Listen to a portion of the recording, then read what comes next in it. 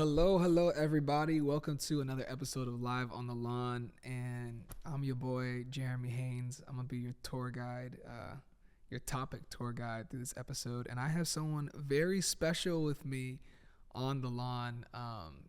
Please give a round of applause. I won't be able to hear your round of applause, but please give a round of applause to my boy Sam Abu. Bro's about to raise me up. That's bro, crazy. I seen this, bro. Go crazy. See. Okay, before we even get into that, that's insane. Before we get into that, so I'm actually gonna shout you out because Sam takes care of all of like the production, when it comes to just putting everything together. This set, everything you see is a big portion of his hard work and his just creative direction. So thank you so much for really just bringing this vision alive and being there since day one. It's always, it's wild to have someone that, you can give an idea to and they believe in it from the jump. And so I'm just very grateful and thankful for just your help with all of this and also just like your encouragement and getting this off the ground. Bro, for sure. I mean, it's easy when the idea doesn't suck. So it doesn't suck. So it makes your life a lot easier. But obviously what this is obviously cool. It's kind of interesting doing this. Like, it feels really moody. Like right now it's kind of interesting. But obviously doing this and just kind of seeing the behind the scenes. I think like vision obviously is something really important as we talk about a lot. And it's cool to see when people can bring like fresh ideas to stale environments. You know? And I think this is one of those things where this is like, it's a fresh idea in a really still environment. We talk about it a lot, like where everybody and their mom has a podcast. Like, bro. And some of them are great. Shout out to you and your moms. Like, some of them are great. Like, it's amazing. But a lot of them are not. It's a balance. Like, a lot of it is not. But it is cool. And when you see something that's like really unique and innately has such a fresh, like, not just concept, but a fresh power behind it, Wow. Which I believe this has, and I know it has. And the concept of it, as we talked about it over just the course that we've talked about it, and then seeing it come to pass is like, it's cool. It's cool. And so it's always, it's easy to get behind a vision when it brings you vision, And so, I think for me, that's the big thing. It's easy to get behind it when it brings vision to your life, because it's not a struggle. It's not hard to get behind it. It's easy. And so, that's obviously a testament to not just your creative ability, I think, but your yieldedness, because that's where it does stem from, And so I'm excited, man. This is going to be good. Hopefully it's not 4 hours long, but hey, if it is 4 hours long, I hope it's 4 hours long now. Now that you said that, that's crazy. I hope it's 4 hours. 4 long. hours is insane. Shoot, you said I was getting ready to raise you up. You just raised me up. Man, Bro, that's wild. Well, I always personally, whenever I bring a guest on the pod, I have the privilege and the blessing of a backstory. I have the blessing of being able to know these people that I bring on in this space as people that I trust and people that I care about and people that have watered my life. And I believe that if someone's watering your life, you shouldn't be stingy with your water supply. And so you should also bring them, into an environment where they can also bless other people. And so that for me is what this space is. I want to create a space where, it's the idea is that, it's my pod, but this is our space. Yeah. And where everyone, doesn't matter your race, background, belief, you can come and you can learn something. And I always say here, you don't have to believe to receive. And so if you say like, I don't really know how I feel about that or whatever, just try it. Be open. That's just just be open. If you're open, you'll never be closed. And if you live your life on that, in that reality, then you'd be surprised what you could experience. And so, 100%. But yeah, I have the benefit of knowing these amazing people. And so for me to give you a glimpse into how far we go back, I always love to write a poem. And so I wrote something for you. To give a little context. To give a little context to our friendship and whatnot. So I said, time flies in a blink of an eye. It's been 10 years and yet it feels like it was yesterday. I prayed for a friend and God sent me a brother.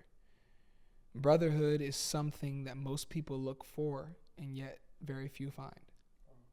Some people want courtside tickets or backstage passes to events and other things, but I've had the privilege of having a front row seat into your life. I'm inspired by the choices you make, the life you lead, the love you've poured out, even when it seems to make you bleed. It's easy to talk and never take a step, but I've seen you walk, even when the path makes no sense. But faith isn't a feeling, it's more than fleeting, and yet I have a feeling you're finally seeing what you're believing. And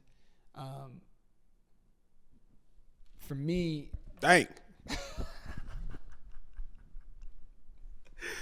For me, that's crazy. That's a testament.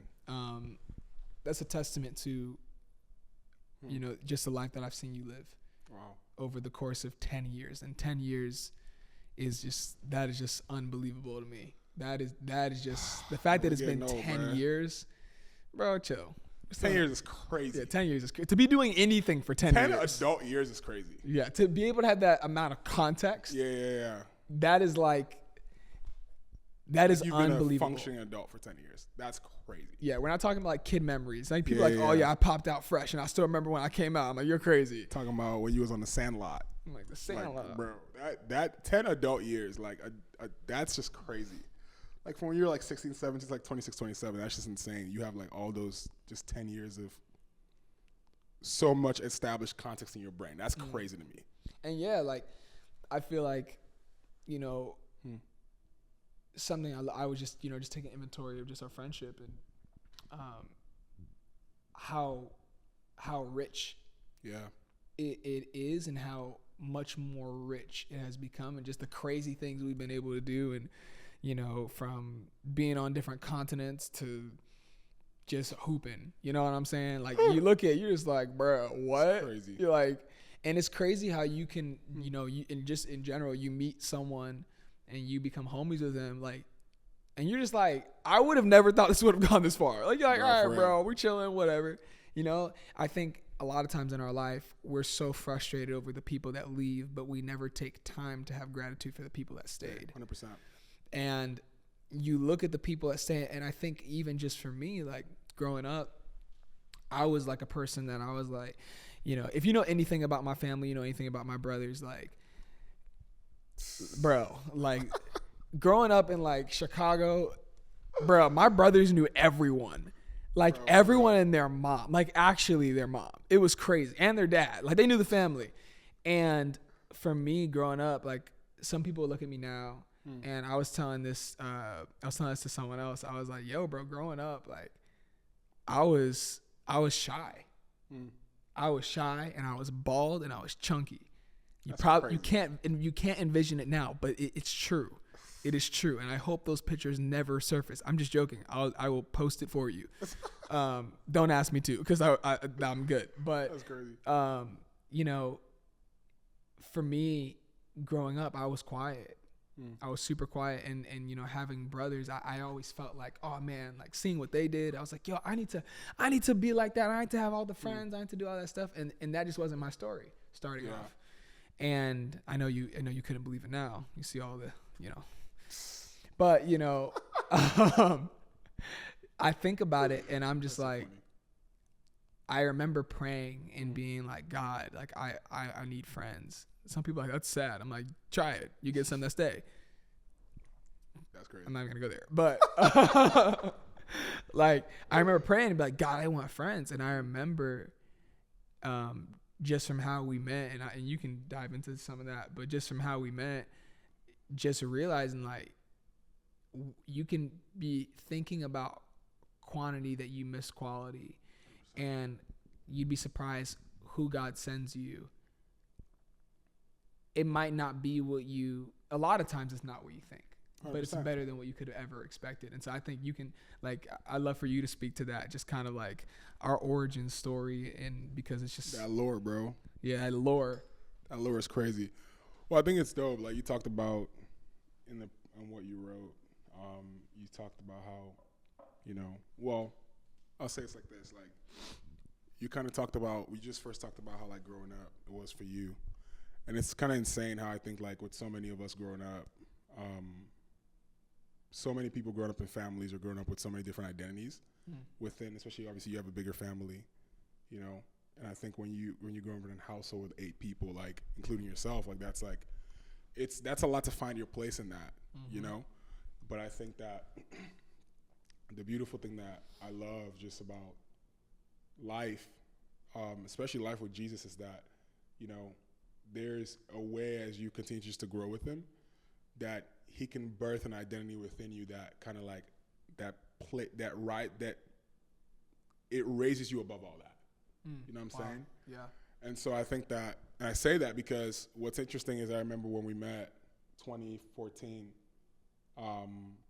Some of you are like, yeah, you can't count. It's 2025. And he said 2014. Okay, we didn't actually start hanging out until 2015. Yeah, so 2015. For all of you Jimmy Neutron type The beats, mathematicians. Yeah, I'm like, relax. Go solve a differential equation. Go do something else.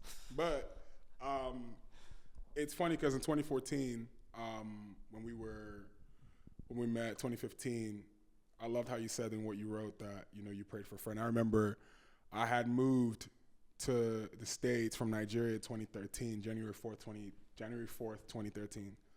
And I remember I was going through like a crisis in my life. It was crazy. Like I was just going through, it was just so difficult. 2013, 2014, and then I was playing basketball, and then I was training as a gym called Lifetime in Illinois. Fire place. Shout out to Lifetime. Fire spot. That's where we made like so many of our memories. It was just great vibes, bro. We worked there. We ate there. We practically lived there. That mug was open 24/7. We were there all the time. We were there 24/8. Bro, we were on and off the clock daily. It was crazy. Literally. But we're there, and so that's where we met. And I remember though that time in my life, like it was so crazy. Like I remember at that point in my life, I was in this place where it was like I was struggling bad. And I was trying to figure out what I was going to do. Just period. Wow. Like I was just like, yo, like what am I going to do? Who am I going to be? Like what is the point of all this? Like I was struggling bad. And it's crazy because I just remember like one of the craziest things about growing up now is that I look back on my life growing up and I'm like, dang, like I didn't realize how much depression I went through. It's crazy. But what's really wild is I also didn't realize how much depression God delivered me from. Through people. Like, it's crazy. Like I didn't realize it. Because think about this. Like there was a point in my life, like the time where I met you, where I remember graduating from high school. I graduated I was 16, 17 when I graduated. And I remember graduating, and I was just like going through so much stuff in life. I had so much identity issues. I had all this crazy stuff going on in my life. Family stuff, life stuff, all these different things. Some girl broke my heart. It was crazy. I was just like, bro, what the hell is life? Like, it was just crazy. And I remember, like, just the darkness of where I was in that time. But it was crazy because at the time, I didn't have the emotional capacity to understand, like, what was going on. Or the spiritual capacity either. Facts. Right? I was just so numb. It was just like another day, just struggle. Another day, just struggle. And it's when I say, like, it's crazy how you don't even realize you're delivered from that thing, because I remember when we met a Lifetime that one night. We chopped it up in the car. We were like, what the heck? We had so much in common. Faith, interests, passions, all these different things. And I remember, no cap, like I literally saw you every day for probably the next 4 years. Literally. Yeah. Like, did not miss a day. It was crazy till I had to literally leave the country. And it's crazy that you say that too, because our pattern of everything was so consistent. Yeah. Like it was like literally like we were living on a loop. That's the best way for me to put it. Literally. Because it was like at the time I couldn't drive. Yeah. You come scoop me. Bro, we just beat up Corolla, bro. Yeah, bro. Good vibes. Good vibes, bro. Good vibes. Bro. Someone can hand me a Tesla right now, and I'm like, give me the Corolla. I'm joking. That's but, bro, 03 Corolla, bro. But that car was like, that's where so many, we had so many conversations, so many memories were made. And I also, like I said, living on loop. I remember all we talked about all the time Which I feel like now looking back on this, I could people be like, this is imbalance. I'm like, well, you find something to talk about. I know what I was talking about. Bro, all we would talk about was girls, God, and basketball. and basketball. That's it. Like Every on day. some straight love and basketball. Y'all don't know anything Bro, about love and every basketball. day, bro. That's literally all we That talked was the about. arc of our conversations every single day. It did not go past that. Like It was nothing more, nothing like that. Was literally all it was like ball is life, God is life, and one day you're gonna have a girl and make life. So like we're just talking about life. Literally. And to see like how crazy of like how our lives continue to intersect. And I remember you said like, yeah, we saw each other. I think, yeah, like practically, I think every day. Dude, it's crazy. Cause like that happens, right? And you just realize like slowly, you're just like, dang, I wake up and there's something I want to do today. And that happens over all these years. Like I said, like you don't even realize like, whoa, like my life has changed so much, you know? Like I didn't realize that. I had no awareness of that till years later. And looking back on it in hindsight, I'm like, dang, like, whoa, like that's crazy. Like there was so much depression that I was dealing with. There was so much darkness I was in. There was just so much of a fog that I was in my life for those 2.5, 3 years. And it's just crazy how like being pulled out of that was disguised in the most normal thing ever. Wow. Like, and that, it's so crazy. Like, it was just guys in God sending you someone who was just a friend that would become your best friend, turn into a brother. And it was just like, that's it. But I didn't realize I was being delivered out of what I was in through that. So could you say Which is crazy. That's an insane thought, and I want to expound on it. Would you say that deliverance, a lot of times what it is that we are seeking deliverance or seeking freedom, could you say that we could miss it if we're closed to something extremely normal? Oh, 100%. Because we're looking for something extraordinary, but it's really just what's right in front of us. 100%. Yeah, because I think like, first off, and the point I really was going to make in that was because I remember like asking God and just being like, Lord, like, I need something. I didn't say someone. I said something. And it's crazy how God sent me someone. I just thought I needed something, right? And it's really wild because I think that to the question you just asked now, like so many times in our lives, like it's just wild how, as you were saying, you can miss so easily. Like you're asking God for something, you're looking for, even if you're not a Christian, like you can be looking for anything. And it's really wild how if you don't have the level of awareness to really know what's going on beyond just what you see, you can miss the very thing you're asking for. And it could walk right by you. Or searching for you. It could walk right by you. It can be in your life and you would not even know because it's covered. And so I think that in the sense of, because you asked if that's a question in the context of deliverance, like so many times when we ask God to deliver us, I'm finding in my life, in my relationship with Jesus, and when I say deliverance, just to clarify, what I mean is God just rescuing you from something, right? God saving you from something, God removing you from something, anything, depression, anxiety, fear, bad habits, bad patterns, bad thought processes, whatever it is. Because that word can sound super intense. It's so funny, which it can be, and that's true. I think that, like you said, like you don't get to choose how God delivers you. You don't get to choose how freedom comes to you. It's like, because sorry to interrupt, no, go ahead, but it's just a thought, like you don't get to choose the delivery of your deliverance. Oh, perfect. You don't get to Literally. choose how your deliverance is delivered to you. Like it's not Amazon. I was just about to say that. Literally. That was literally my You want that Amazon Prime delivery. You want it like and Amazon Prime piece. You want, I want that same day shipping. I want that 2-day shipping. And God's like, well, you want 2-day shipping when you've been steeped in something for 20 years. That's great. And so you want this prime shipping, and God's like, well, before we get prime shipping, I gotta prime you.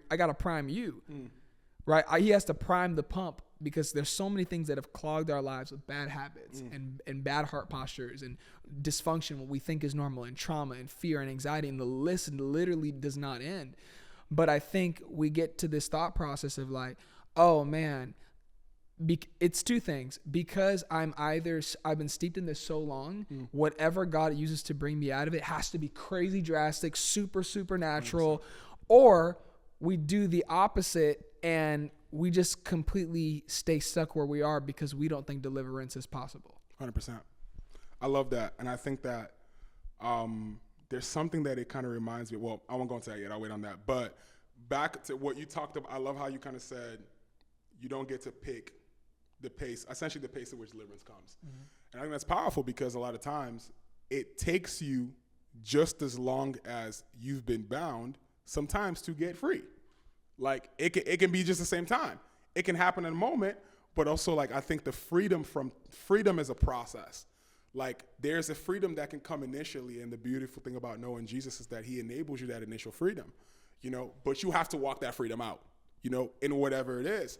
And so I think that even if you're just a regular person in the world, if you're going through anything in life, like it's a process that you have to go through to find freedom in whatever avenue you're looking for freedom in. That doesn't just come by osmosis. It doesn't just happen, off the bat. And a lot of times it comes in community. Absolutely. I think a lot of times, people. I'm about to say something's going to blow your mind. I think a lot of times we're trying to do this Cupid shuffle Christianity. We're trying to walk it by ourselves. Literally. And that's not how this is meant to be done. Like you're trying to do the Cupid shuffle because you're like, I got wings and I'm cute and I'm doing my thing. And God, like, no one needs to know my dirt. Yeah. No one needs to know my business. I'm going to walk this by myself. And God said, literally, it's not good for man to be alone. And so you're out here trying to fight a fire, trying to fight a battle, trying to fight a problem with your own strength. When in actuality, like it even says, I think it's in, it talks about it in Peter. It's 1 Peter, I believe it's chapter 5. It talks about like resisting the devil with vigorous faith. For that your believing brothers and sisters around the world are experiencing the same kind of trials that you are experiencing. Well, guess what? He says, resist him with vigorous faith. For because you resist him because you're not going through it alone. But then that presupposes that if you don't know that that other people are going through it, then you don't have a reason to fight with faith because you think that, like I'm defeated, I'm going through it by myself. And it's like, no, we're all trying to figure this walk out. We're all trying to navigate through it. And we need blind spots. We need each other to be mirrors. So it's like, hey, don't turn there. Don't go there because you're going to crash. And if I don't have that kind of insight or hindsight, then I will miss the direction that I'm supposed to be going in. And I'll end up getting into an accident just because I was not accountable. Yeah. And I love that you kind of introduced that sort of community because, it's so wild how some of the greatest pains and the greatest pleasures in your life will come in the context of a person. Like the craziest hurt you've probably had. Yeah. And the most beautiful moment you've probably had as all happened in the context of another person. Also, yeah. And it shows you the power of people. Yep. Like the power people can have in your life. And I think that so many times we are unwilling to allow people that God brings in our lives to be a mirror to show us our flaws. Because you get insecure. And this is the biggest thing that we see in relationships today. Not even romantic relationships, just regular relationships. It's insecurity. It's like the greatest tactic of the enemy to ruin relationships. Because you see something or someone that maybe is in a way or in an area doing something that you desire to do at that level, and then insecurity comes to rob you of the humility you can rather have in that moment to grow. Because God has brought that person in your life to grow. That's the beautiful thing about relationships, even in a romantic sense, right? God is going to bring someone in your life to fill certain gaps that you have. Not just romantically, just in general. It's as long as I've known you, there are things that I realize in knowing you, this is a gap that I have that you feel. And I'm sure vice versa. 100%. And so 100%. What I have to do is I have to bring myself and operate in a level of humility so I can yield. And that's ultimately how I grow. And so I can be praying to God every day and saying, Lord, help me with this. Help me with my patience. Help me with this. Help me grow in this. And God is like, the answer is next door. Well, the thing is that deliverance is actual healing. Absolutely. That's like it's wholeness. And I love how you brought up this concept of humility, because what just popped up in my head is that there's no healing without humility. Absolutely. There's no healing without humility. When you go to a doctor and the doctor's like, hey, what's going on with you? And they have you fill out this crazy form to find if you have had ulcers or smoking for the past 20 years. Fibromyalgia. I'm just like, I don't even know like what that word is. That's so funny. And they ask you that, and they're asking you to answer that honestly. And you answering that honestly requires humility. But if you say, oh, I've never had any of this, I've never had my heart broken, I've never been hurt, I've never been taken advantage of, I've never been backstabbed. If you just act like you're perfect on paper, then you never get healed in person. Yeah. And so what ends up happening is you put this fake resume or this fake thing out, and then the doctor's like, oh, well, you're fine.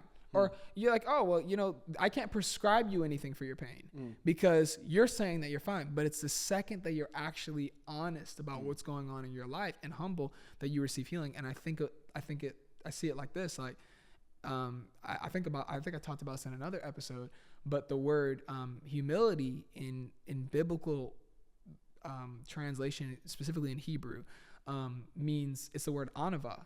And the word anava literally means to not think of yourself. It's to not think of yourself as less than or more than, but to take up your God-given space in the world. And I love how you brought up this thought of insecurity, because insecurity says, oh, I need to be seen. I need to do everything. And instead of allowing someone to fill my gaps and my blind spots, I'm going to be blind. And I'm gonna be blind, and I'm literally gonna be in all these spots in these situations in my life, and I'm gonna be blind, and I'm gonna be okay. True humility and what the idea of anava says, no. I'm actually not good at this area, and that's okay. Yeah. Because I know what my God-given space is. Yeah. And because I know what my God-given space is, I can be secure in my God-given space, so you can also own your God-given space. Yeah. And I don't stunt you or stifle you because I'm insecure, but I actually build with you because I realize that you're better at something than I am. And guess what? In this area, I might be better at this than you are. But it's not even just better as saying overall. It's like, no, we should complement each other, not be in conflict with each other. Yeah, or contend. And I love that because, like, when we talk about the idea of insecurity in that, and I love what you said about also humility and just healing, because your very awareness that you need healing is an admission of guilt. The fact that you recognize you need to be healed from something is your de facto admission that you don't know the way. And I think the place where we get tripped up, as we were talking about earlier, is that you recognize you need healing, but you want to control how it comes. And you cannot control how it comes because it's not coming by way of you. And so it begs the question, one, where are you going to healing for? And what do you think healing looks like? Right, or what it looks like in whatever area of your life. And so I think that what is so wild to me is that there are so many relationships that people have that I believe God has brought people in your life to be that healing to you in one way or another. But insecurity, as we were talking about, comes in, and insecurity comes to rob you of that thing. Because what then happens is, if you're like, oh, okay, this person is doing this, and you feel this thing inside of you that wants to kind of rear its head, and you now want to overcompensate because you feel less than, or you feel weak in an area someone is better, you want to overcompensate. Now you feel insecure. Now you're not humble enough to take a step back and actually be healed of whatever that thing is. And the danger of that now becomes you build an identity around your insecurity. And so what now happens is when you're building an identity around something that is it's pretense, it's not true. And so if you have an insecurity, let's say, where someone in your life, like, this is something that, I mean, I feel like we, especially being in LA, you run into this a lot because people hear all about the clout and the influence, obviously. And what you see is people, when they get around people who tend to be very, like, what's the word I'm looking for? People who tend to like be more established, you know, there can be a sense of insecurity. There's like a sense of contention. And so what people want to do is they want to have these dogfights of achievements of, oh, I've done this, and you've done this, and I've done this, but I've done this. And what's crazy is what you're doing is you're building an identity on something that you're not. So now what you have to do is you're now sentencing yourself to a life of having to uphold something that you're not. And then you wonder why you feel like you have these moments, and that's something that I've gone through in my life. 100, and this, trust me, this is the only reason I know this. But I've gone through these moments in my life where I've had this imposter syndrome. Why do I feel like an imposter? Because I am. Because I'm waking up every day, and I'm being someone that I'm not. I'm waking up every day, I'm getting out of my bed, and I'm acting like who I'm not. I've not been authentic to who I truly am. And then I have these moments of deep just depression and deep anxiety where I feel like an imposter because I'm not humble enough to take the low place and to yield and understand that I need healing. And I can't control how that healing comes in my life. And so the only way I get that healing is if I'm humble. To take a step back and admit that I don't know. Admit that I don't know how. I don't know where. I don't know who. And as I yield to the level that I yield, it's to the level that I will be healed. Ooh, and that's something. That's a bar. And that's something that I feel like in my life, especially just with the way I grew up and the things that I've been through, that's something that I've had to learn over a number of years. And it's very difficult.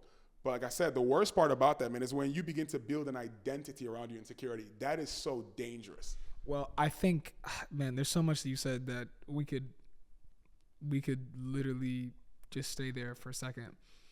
And what stood out to me, you were talking about insecurity and influence. And insecurity with influence is a death sentence waiting to happen. And this is why. It's not just a death sentence to you, but it's a death sentence to everyone you're influencing. Absolutely. Because you're not influencing them to life. You're influencing them to death. Insecurity. You're influencing them to insecurity.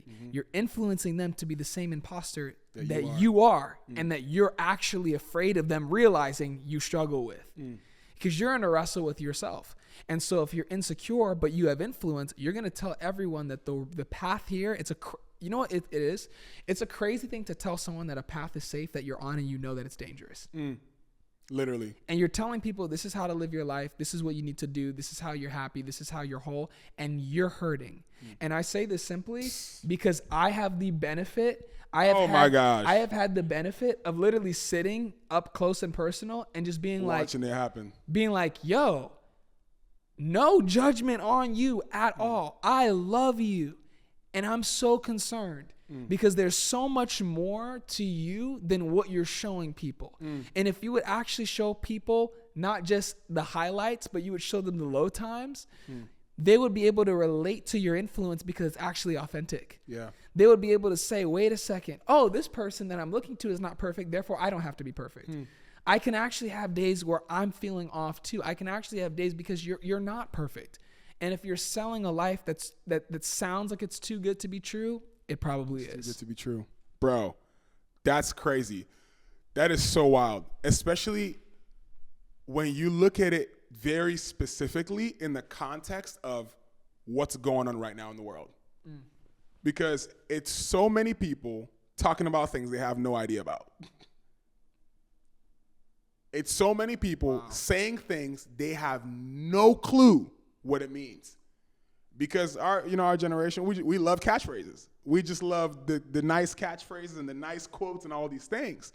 And I love how you talked about the danger of influence and influencing people to insecurity because you're influencing from a place of insecurity. And that's something that we see so much because who you are as a person, especially if you're a person who you're over people in the sense of you either have a platform of influence or you're in a position of leadership or whatever that is, like leading from a place of authenticity is so crucial because you're creating a culture, not just for yourself, but for the people that are following you. Yeah. And what you create for them, they make their homes. And they live in the reality of that. And guess what? Whoever is under them follows suit. And so one generation of insecure leadership can create 5 generations of insecure people. And then what you have now is a perpetuating cycle. Think about it. We talk about our breaking generational curses. This is something we love to talk about, right? Which is obviously a thing, right? About it. But think about it. Like, that is essentially, in essence, what the idea of that is. When you have patterns and habits in your life that you are carrying, whether it's in a family, well, guess what? You raise children under those patterns. If they're not aware, they're going to pick up on your patterns. And they're going to begin to replicate what they see you do. They have their kids.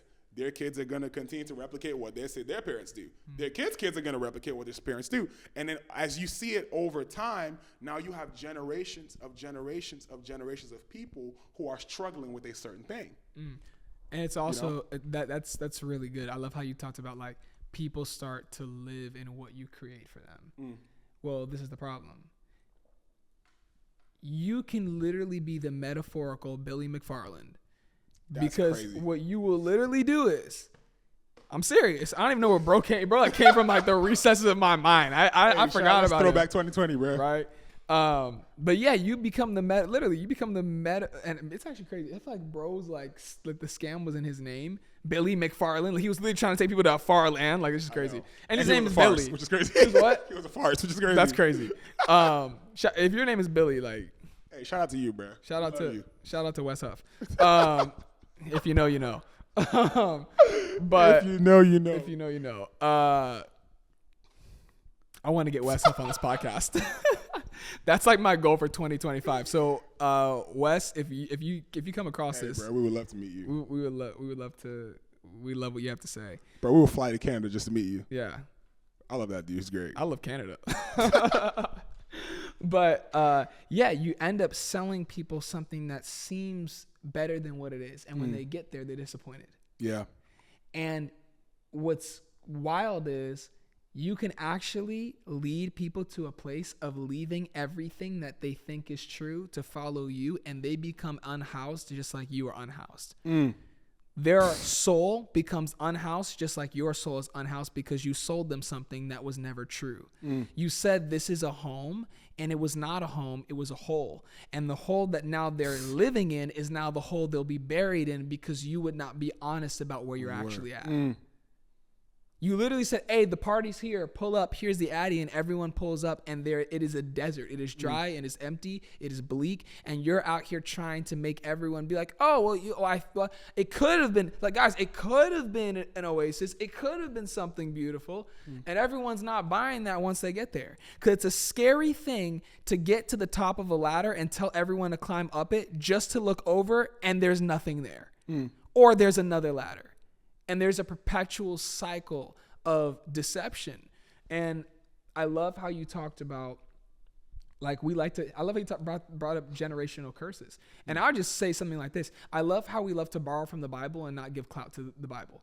Literally. We love to. Plagiarizing, bro. Well, it's plagiarism. I'm like, bro, did you go to college? If you went to, and if you didn't, it's cool. But like, it's like, yo, did you go to school? Like, at any level, like, they'll tell you, they're like, yo, you can't plagiarize. Like, that's crazy. At least you got to cite your sources. Yeah, cite your sources, bruh. And it's so funny that we'll take truth and we'll be like, oh, that's a cool concept. But we won't give credit to Jesus. And that blows my mind because you will say stuff like, oh yeah, the golden rule. And I said this on another pod. I'm like, we call it the golden rule. And if the golden rule is to treat others the way you want to be treated, you don't even know how to treat yourself. So you're living like at the bronze level, like the bronze. I love that. Right? Or you're living at not even bronze. You're living at the lead. That's 10, bro. The lead, copper. The lead rule. And because you live at the lead rule, you start living in limbo. Right? So now you start going underneath the standard instead of actually being at the standard. And when you live at limbo, you live in limbo. And we're not even going to get into all that. But my thought is just like, yo, like, I see in our culture, we talk about these concepts like deliverance and generational curses and freedom and all this stuff. And these are all biblical narratives that have been around for thousands of years. 100%. And you will take principles of it and we won't cite our sources, but we still want to get the blessing of what the Bible has to offer without actually claiming it as something that we believe. 100%. And I think that, to go back, because you said something that was absolutely crazy that we got to back up to. And you talked about how people are leading people to what they think is a home, but it actually is a hole. And that's insane. Because a hole gives you the illusion of safety. But the deeper you get, you're further from the light. And so what you once think is there to comfort you will be the very thing trying to kill you in the next season. And I love that because I think that is the epitome in a lot of ways of our generation, which is crazy. And it's we're selling people these false ideas and false perspectives of things that are not really what they are. And people now are aspiring and dreaming and believing for things that are fake. And that's crazy because you have people in places of power and influence and authority perpetuating unrealistic ideas of what things are. And I mean, we've seen this with people that we know. Yeah. Like, I'm like, bro, that's not who you are, bro. Like, what are you doing? And they can have thousands, millions of followers. And we're like, bro, like, this is not real. It's not real. Like, this is not the real world.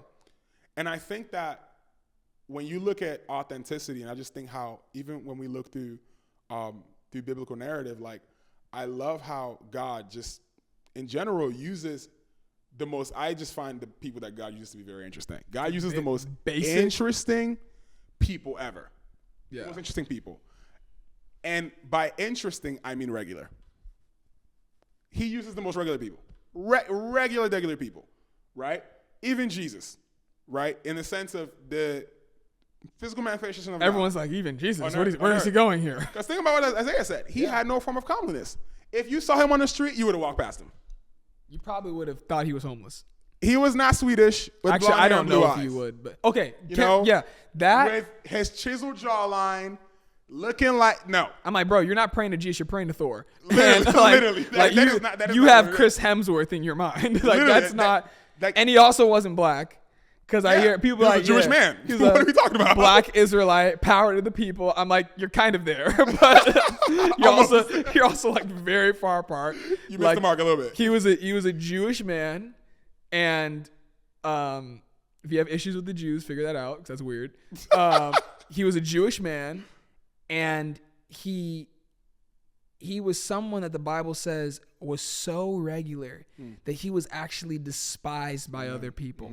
Not just ignored. It's one thing to be ignored. It's another thing to be despised. Yeah. So I feel like Jesus would actually look more like the unhoused population. 100%. How we you're despised. Oh, you're crazy. You stay over there. He was despised, and the Bible says that we saw him. We esteemed him to be stricken by God.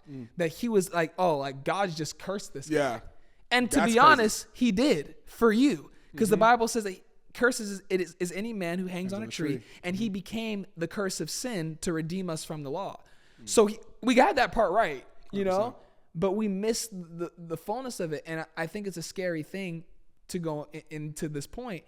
You can be walking past the most regular people because they don't have the follower count or they don't have the clout that you think they have.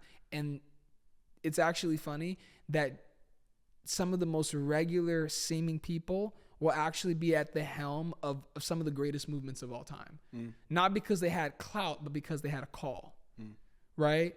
And sometimes, not sometimes, every time the call comes before the clout. 100%. And if you have the clout before the call, you're definitely going to fall. Because you don't know the value and the weight of what it is that you are supposed to bring into the world. And so you'll live your life like there's no purpose, there's no vision. And so you'll just do whatever. But I think it's crazy when you understand. Hold on. We can't. That's crazy. That's crazy. We got to unpack that. That's crazy. We got to rewind. That's crazy. That's crazy. Think about how crazy that is. If the clout comes before the call, you're gonna fall. That's crazy. That's crazy because I think that phrase rounds up everything we talked about so far, about influence, about insecurity, about everything. Because you see all those things, insecurity, influence, authenticity, it plays out within that phrase. And I love the story of David in the Bible. And don't say it. Too many inside jokes.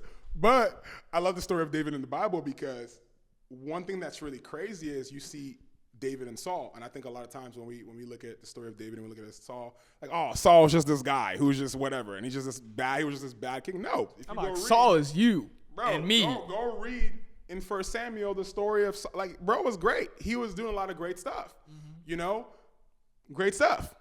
However, it was very evident that there was a lack of preparation in him stepping into the role that he stepped into. Oh my gosh.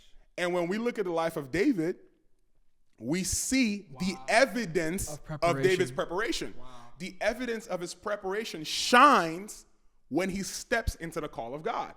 Because when you step into the call and the light is on you, what is inside of you will then be illuminated. And so what happens is a lot of us are not going through the due season and the due process of being properly dealt with. Our heart is not being dealt with. Our mind is not being dealt with. And then we're thrust into areas of influence, thrust into areas of authority. And what happens? Even though you hold up for a while, it's for a while. And then after a little bit, you start to crumble. Because there was never the proper foundation that was actually built in you. There was not a foundation of truth. There was not a foundation of integrity. There was not a foundation of just pure character built in you. It's not about perfection. It's not about being a perfect person. However, it's about having the right foundation in your heart. Because that's what brings you back to your true north consistently over time. And so if you look at the story of David, and we talked about this, funny, we were talking about this yesterday, which is kind of a good segue into that, because I know you were going to bring that up. Like, when you look at the story of David and Saul, like, you see how Saul, over the years of his kingship, his heart starts to turn to the people and away from God. To the point that when Samuel instructs Saul to go and plunder a land, don't take anything, Saul goes there and decides, oh, you know what? He has a bright idea. He said, bro, Bugatti? Hold on. Literally. And he said, oh, I'm going to take X, Y, and Z. And Samuel calls him out for it and says, yo, I told you, don't spare anyone's life and don't take anything. And bro says, oh, let's go make a sacrifice of what we've taken for the Lord, your God. Your God is crazy. Your God is crazy. Your God is crazy. And so it's very evident that there was an encounter with God that Saul was missing. There was an encounter with God that there was an encounter with God he never had that did not allow him to build his kingship on the proper foundation. His call was not built on the right foundation because he never had an encounter. Another story that's really interesting in 1 Kings, when you read the story of Elijah with the widow in 1 Kings 17 or 18. And Elijah he's been fed by the ravens at a brook. Really beautiful story in 1 Kings when you read it. He's been fed. This is crazy. I saw this the other day. I didn't even tell you this. He's been fed by the ravens in this brook because there's a famine in the land and the water dries from the land. And God tells him to leave. And this is when he's on his way to Ahab.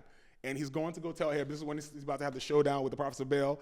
And he sees this woman who's a widow. Which, side note, it's really interesting how what happened to Elijah with the widow and her son also happened to Elisha. But that's a whole other thing to talk about. Nah, they ain't ready. They ain't ready for that. They ain't ready for that. They ain't ready for that. But that's crazy. But it's crazy because he walks by and God says, I've commanded a woman to essentially help you. And then he goes back, he sees her and she's going and taking a measure of flour to go make food for her and her son. And it's really crazy because she says, I need to pull this up, bro. This is crazy. Go for it. But she says something very similar to what Saul says. And this is interesting because I saw this the other day and I was like, whoa, this is insane. She says here,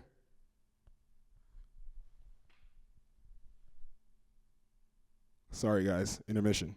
Yes, right here. Don't apologize. So it says, the Don't word, apologize for silence. the word of the Lord came to him saying, arise, go to Zarephath, which belongs to Sidon, and stay there.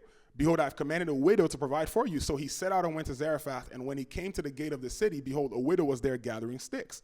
He called out to her and said, please bring me, or he asked her for water so that I may drink. And she was going to get it. And he called, and he said, please bring me a piece of bread in your hand. He said, let me get some of that.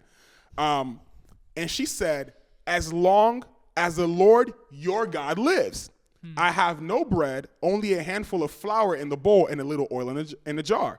See, I am gathering a few sticks so I can go and bake it for me and my son that we may eat it our last meal and die.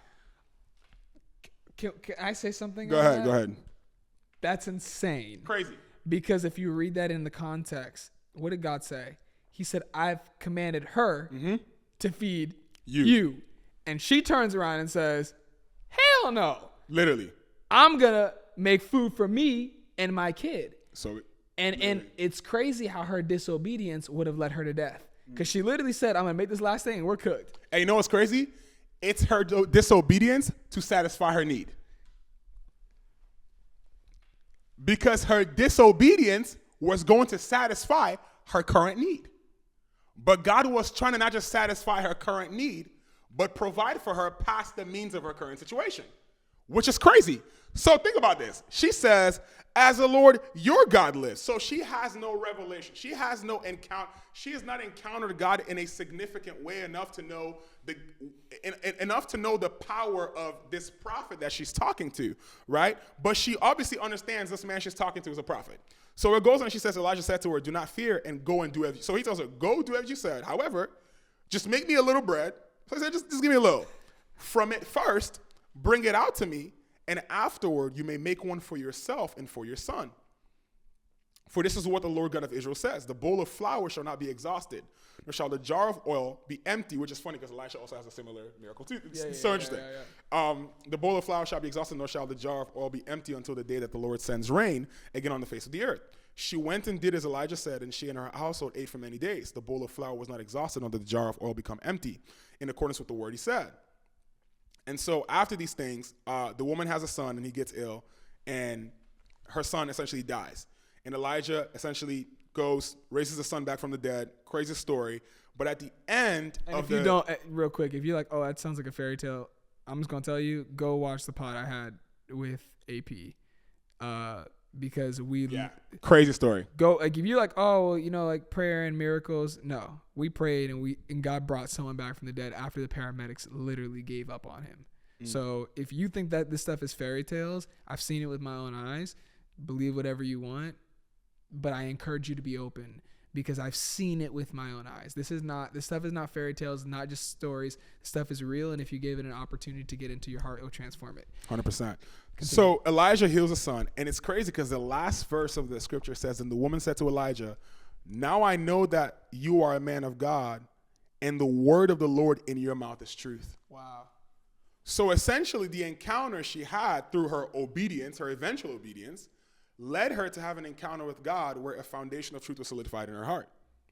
And so back to the Saul and David story, like you see that with Saul, there was a heart posture towards God that he didn't have. And what that did was it created a crack in his calling. Because he had a calling, God chose him, right? But there was a crack there because the foundation was not solid. And so there are a lot of people who are in positions of authority walking out the calling God has for them, but there's a crack in their calling. And as they continue to uphold their calling in their own strength, that crack will only grow. And it will grow and grow and grow until there's a fracture and then a complete breaking of that thing. And what that looks like, you don't get to control because you don't know what that will cost you. And so with David, what you see is that there's a season of preparation. There's a season of a foundation building in his heart and in his life where he's a shepherd. Terrible job back in the day. Not glamorous. Bro was a trash man. Like, it was terrible. Like, it was not cool. You try being around sheep all day. Yeah. And you won't be saying bye. You be saying nah. Literally. Like, it was not glamorous. It was one of the lowest things a man could do back then. There's nothing glamorous about it. But in that, the Bible talks about how he would learn and he would fight off lions and bears, and all these things were things that God was using to train him and prepare him for ultimately what he would do. And so there are a lot of people who are in influence, and there are a lot of people who God has called to places of influence. There are a lot of people that God has called to do so many great things, and they despise the season of preparation that they're in. Because you're seeing someone who is at a place you think you want to be, advertising a life you think you need. And you see them at the place, but you've never considered the price. Literally. And I'll speak to a couple of things. I love how you talked about how, like, being a shepherd was such a garbage job. And I love how Jesus does not call himself like, he's like, oh, I'm just this crazy king with all his power. He's like, I'm the shepherd of your souls. Yeah. And he knows what he's getting himself into when he acquires us. He knows what he knows our sin is a garbage job, but he loves us so much that he meets us there anyway. So I thought that was cool. But on the topic of Saul and David, and David having these experiences where God shows up and he defeats the lion, he defeats the bear that come against his flock, and he ends up taking them out. And he's like, God was with me. That was crazy. I just killed a lion. I just killed a bear. That's insane. And not only was God using the tools such as the sling and the stones to train him, but he was actually developing confidence. 100%. And so where Saul was developing more and more insecurity, David was developing more and more confidence. It could be said like this: while Saul was developing more and more insecurity, David was growing more and more in his identity. And so I think what's interesting is, and God gives David a word: you're going to be king. Like the prophet shows up, and if a prophet rolls up on your place and he's got oil and he's about to anoint you, that's it. It's it. It's done. It's done. It's done business. That's it. Because that's what God has said. Absolutely. And so it doesn't matter what's going on. If God's spoken a word over your life, if God said that he's going to deliver you, set you free, whatever it is, he doesn't lie. He can't lie. It's literally impossible. And so God anoints David to be king. And so David, this is something that I've always thought. David shows up and doing his normal, ordinary job. The Bible talks about one day his dad tells his brothers to go ahead and deliver some Portos, because that just sounds gas. That's crazy. And so if you don't know what Portos is, you're just missing out. So he goes and he delivers this food, and he hears the taunts coming from Goliath. And it's funny how everyone in the background of that scene is like, who is this giant defying the armies of Israel? And David's the only one who says, who is this giant that's defying the armies of the living God? So they saw themselves as the armies of Israel and the armies of Saul. But David saw them as the armies of God. And if God is the one who's defending you, David has this context in his head. I've seen God show up for me. I've seen God fight my battles. So his identity, he doesn't shrink back from a fight. He runs toward it because he knows who's behind him in it. And so that's what Saul was missing. I honestly think that giant was Saul's giant to take down because he was the king. But he delegated his responsibility to someone else when he really should have had the authority to take it out. Oh my gosh. But because David had the confidence and the experience with God and the preparation in that season, he was able to run up to a situation secure because he had the awareness that if God did it back then, it's nothing for him to do it now. And so even Saul shows up and in his insecurity tries to tell David how to be secure. Bro. Oh my gosh. Oh my goodness, bro! Think about that. That's crazy. That was Saul's giant to take down. That's Rob never. That's crazy. That's insane. That's a crazy perspective, because he was king. That was his assignment. But insecurity robbed him of his own assignment. And you know what's crazy? God didn't even God at that point. God had already. Because God knew his heart, and he made the provision. God made the provision. 100%. God already made God said, "Okay, you have the title, but you don't have the trust. Yeah, I don't trust you to do this. You can have and it's a scary thing when God lets you have a title, but you don't have the power. It's a scary thing when God lets you have the title, but you don't have the authority. It's a scary thing, just like Moses said, if your presence doesn't go, I'm not going. I'm not going. Absolutely, because I don't have the backup." It's a scary thing to be like, I'm going to war for America and you're the only Marine on the ground. That's crazy, right? It's a scary thing to do that. And I love what Moses says. And I think it's in Exodus 33. He says, or Exodus 34. It's one of those two. But he says, if your presence does not go, God did not let us leave from this place. Yeah. Because God had told him to go to the promised land, all this stuff. And he's like, no, if your presence does not personally, God's like, I'm going to send my angel. I'm going to send my angel to go before you, because if I go here, I'm killing all y'all. That's literally what he says. Like, your sin is too much. I'm taking y'all all out. Y'all on the terminal list of heaven. It's cooked. And Moses says, no, God. The Bible actually says that when the children of Israel heard that the angel would go before them and not God's presence, they were like, they mourned. And they left, they literally took off their ornaments or their gold and whatever, they left it at the mountain as a sign of mourning, right? It's really interesting. Exodus 33, 34, go read it. But my point that I'm trying to get to is that God tells Moses, I'll send my angel to go with you. And Moses says, no, if your personal presence do not let us leave. And what does that tell me? That tells me that I can get the position and the promise without God's presence, without God's personal presence. I can get the job, I can get the person, I can get the thing, whatever it is. But it was never about the thing. It was about him. Yeah. It was about him going with me. And so Saul is okay with getting to the promised land without the presence of God. Yeah. Saul is okay with having the promise of being king without the presence to back up the call. So he's like, oh, I'm king. It's cool. We're chilling.